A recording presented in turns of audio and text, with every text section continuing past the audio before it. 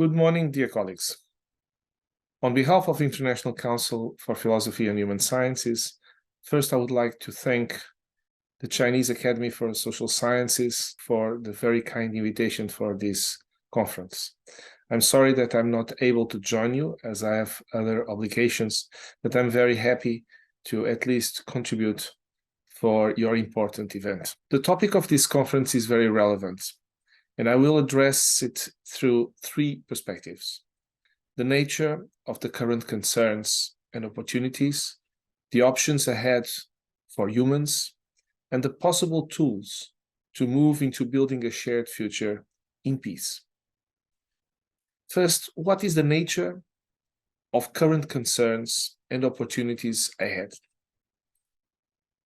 I think we would agree that it is perceived by segments as if it was a collection of intertwined different drivers, each with different trends. Climate, global warming imposing changes in behavior and drowning some regions and millions of people, also warming some areas that were inaccessible so far. Inequality, aggravating social exclusion and civil conflicts, while expressing a social dynamism issued from those contradictions.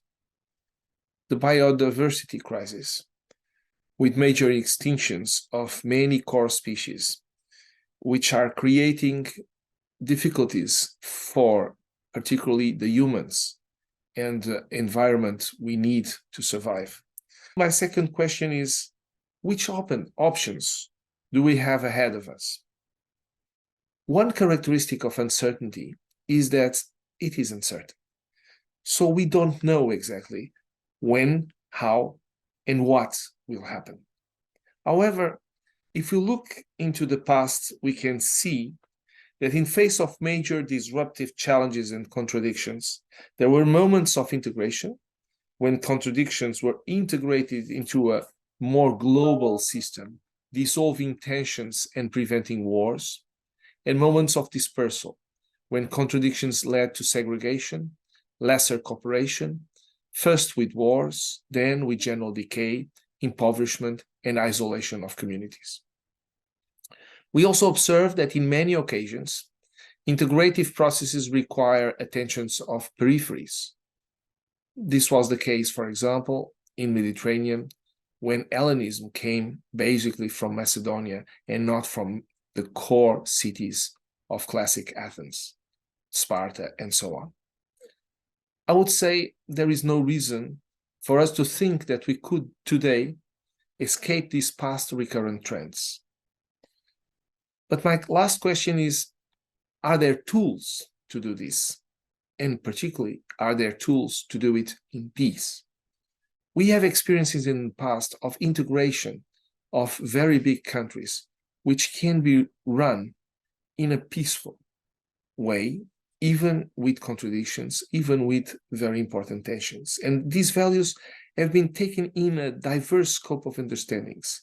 But it is beyond doubt that, for example, certain values like protection of human lives are now a global acquisition of humans across cultures. For example, killing is no longer accepted as a normal thing to do. Abuse of the weaker, slavery, racism are unfortunately still present, but they are no longer accepted as normal to flourish within a global understanding that we share a common future, like it or not, and that the choice is either to do it peacefully or to collapse in violence is what needs to be done. For this, technological solutions are important, but they are clearly insufficient. We need the resources of humanities, history, anthropology, revisiting ancient literature, philosophy, and beyond. They can help us framing those experiences into a more robust experience of transformative mindset. We need for this to connect top-down initiatives, which are needed but insufficient, with bottom-up convergent processes. Humans will find solutions. Today, I think we have, with UNESCO, a very important new tool.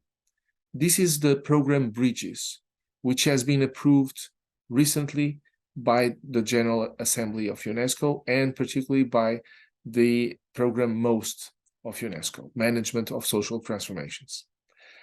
I think that this program, which is addressed not only to places and communities that experience, let's say, the best examples of preservation and balance, for example, the World Heritage or Man and Biosphere or the reserves of the biosphere and so on. But this is a program addressed to human communities, wherever they are, even if they are in very dramatic situations, even if they are in very polluted areas, even if they suffer from major inequality, even if they are submitted to wars.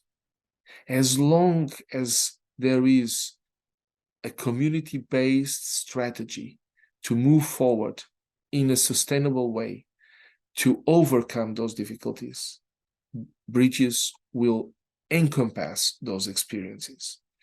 And this is a very important transformation, also in UNESCO and also in the international sphere.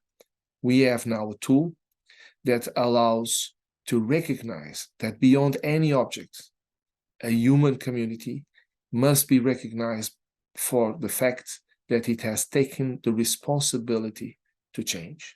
We must trust in humans, and we must keep on building a shared future through the capacity of overcoming tensions and conflicts in a peaceful way that is anchored in knowledge building.